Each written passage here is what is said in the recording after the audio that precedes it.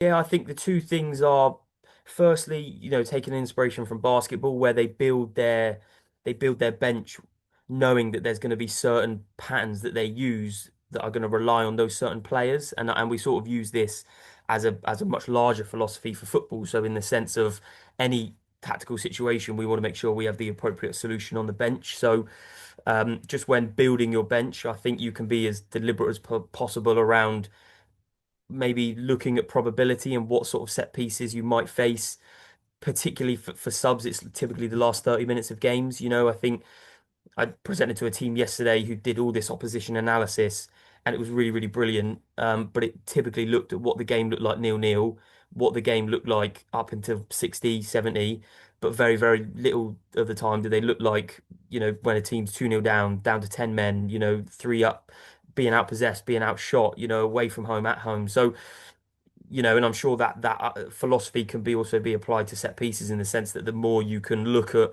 the different situations that you might face, the more you can sort of have those appropriate solutions ready.